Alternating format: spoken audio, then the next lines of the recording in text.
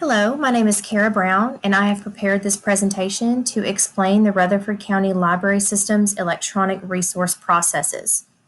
There are two people responsible for the library system's electronic resources: Carol Gaddis, who is responsible for databases, and Valerie Rollins, who is in charge of ebooks and streaming platforms. So let's begin with databases.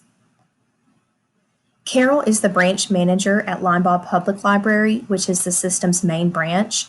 She makes the database decisions along with the library's board of directors. Carol said the library's budget last year was around $3.5 million, and she spent about $44,000 of that. Now let's take a look at what databases are available through the library system. These are images of the library's online resource page.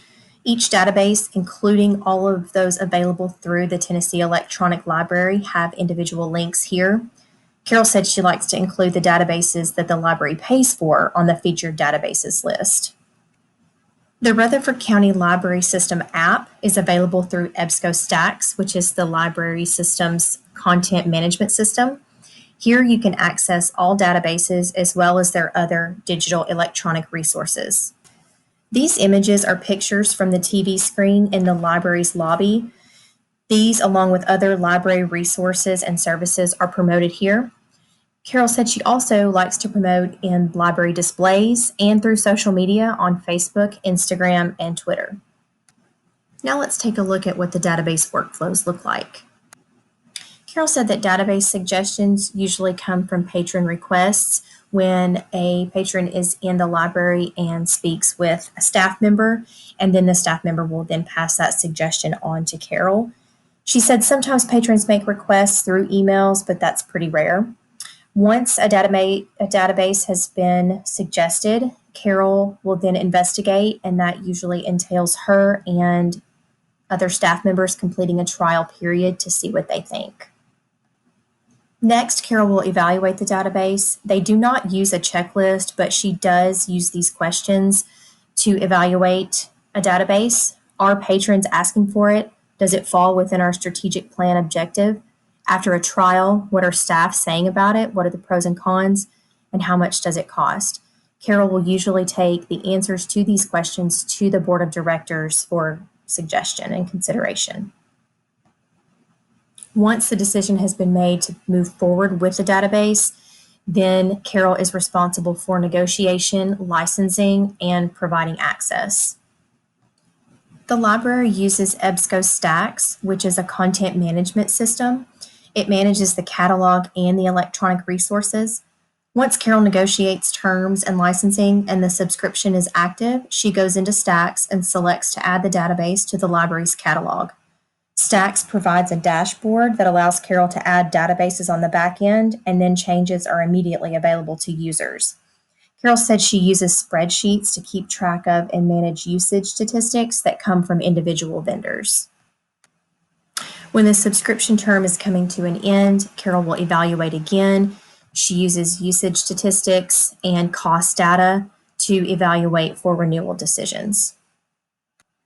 Now let's take a look at the ebooks and streaming platforms. Valerie Rollins is the collection development coordinator. She's the one who orders ebooks, manages the platforms, pays invoices, and manages user requests and usage records. Valerie uses Google Docs to manage usage statistics.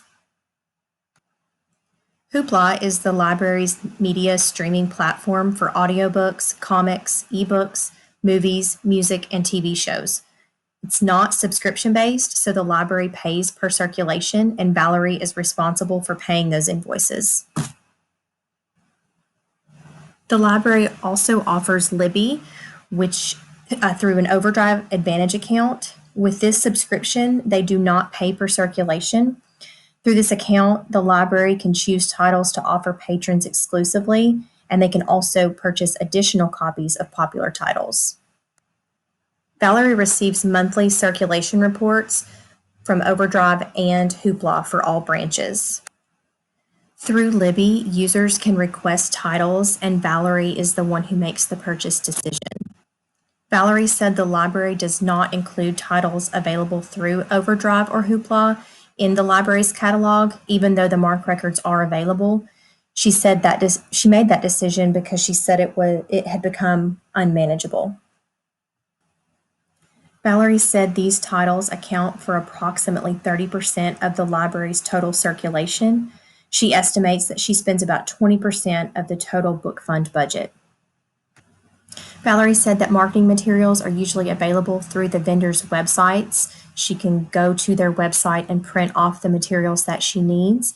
She likes to distribute those through their bookmobile and at the farmers market when they have a table set up. She also promotes ebooks and the streaming services on social media through Facebook, Instagram, and Twitter. So as you can see, a lot goes into managing the electronic resources available through the Rutherford County Library System. These ladies work very hard to manage the ebook and database workflows so that the library's users have access to the electronic resources they need.